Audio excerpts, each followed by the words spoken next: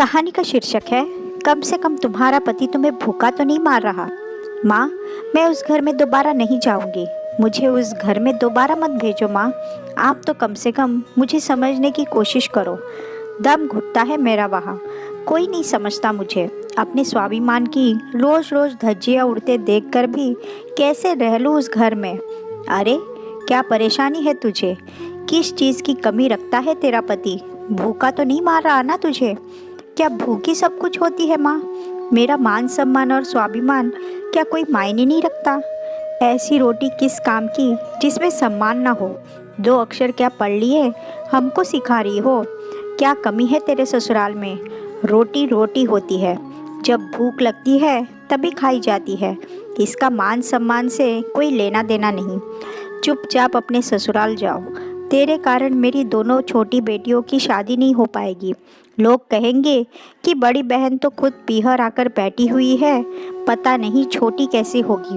अपने पिता के मुंह से यह सब सुनकर मधु चुप रह गई और उसकी माँ कुछ न कह पाई। पिछली बार भी यही हुआ था और अब की बार भी वही। मधु के पिता के सामने किसी की न चलती। जो खुद भी ऐसे इंसान रहे हो वो दूसरों की भावनाओं को क्या समझेंगे। वही रमन और उसकी माँ कुटिल मुस्कान के साथ मधु की तरफ देख रहे थे।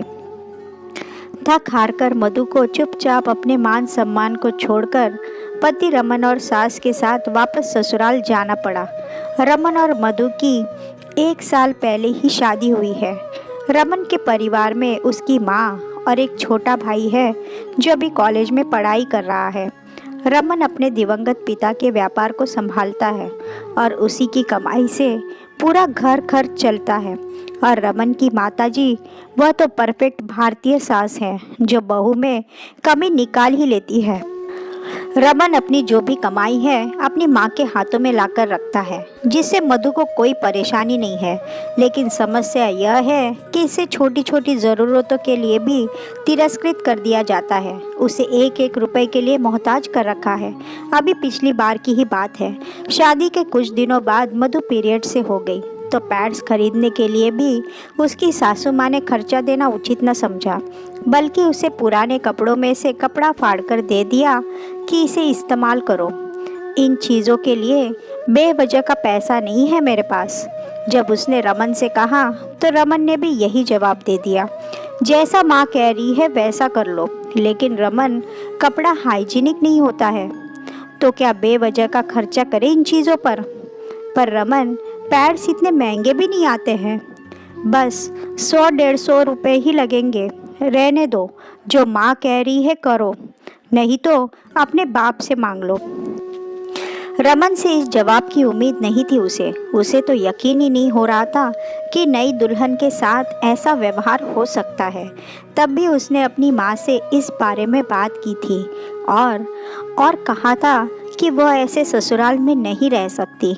तब भी उसके पिता ने उसे चुपचाप ससुराल में रहने को कहा था। इस बार भी यही हुआ था। मधु की प्रेगनेंसी कंफर्म हो गई थी। उसे बहुत परेशानी होती, पर उसकी सास उसे दवाइयाँ तक नहीं दिलाती। कहती कि यह सब तो बेवजह के चोचले हैं। हमने भी बच्चे पैदा किए हैं, लेकिन किसी हॉस्पिटल के चक्कर नहीं लगाए। इन सब पर बेवजह का खर्चा क्या करना। इस कारण से मधु परेशान होकर अपने पीहर आ गई थी। पर इस बार भी इसके पिता का जवाब था कि कम से कम तुझे भूखा तो नहीं मार रहा, और उसके स्वाभिमान की धज्जियाँ उड़ाकर उसे वापस वही भेज दिया।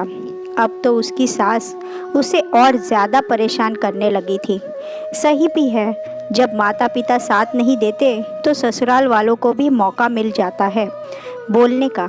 जैसे तैसे उसने अपनी प्रेगनेंसी के टाइम को निकाला, लेकिन ठीक से ध्यान न रखने के कारण उसने एक मरी हुई बेटी को जन्म दिया। इस सब के बाद तो मधु पूरी तरह से टूट चुकी थी, पर इसके बावजूद भी उसके पिता और रमन के परिवार वालों के स्वभाव में कोई फर्क नहीं आया। मधु को समझ ही नहीं आ रहा था कि उसे क्या करना है। इतनी हिम्मत भी नहीं थी उसमें कि अलग हो जाए। वह बीमार रहने लगी थी और आखिरकार एक दिन उसने आत्महत्या कर ली।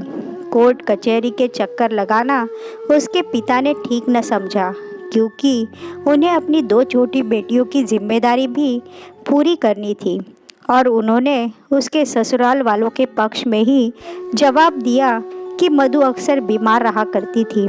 इस कारण से उसने आत्महत्या कर ली। मधु ने अपनी जान से हाथ धोया, लेकिन किसी को कोई फर्क नहीं पड़ा।